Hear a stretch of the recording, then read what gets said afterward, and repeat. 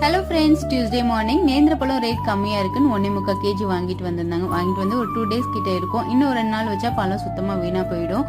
எவ்வளோதான் சாப்பிட்றது அப்படின்ட்டு இந்த வாரம் ஃபுல்லாக நேந்திர பழத்தில் தான் ரெசிபிலாம் பண்ணியிருந்தேன். டேஸ்ட்டுமே சூப்பராக இருந்துச்சு. எப்பொழுதும் மார்னிங் வந்து இன்ஸ்டண்ட்டாக தான் வந்து ரெசிபிலாம் பண்ணி கொடுப்பேன்.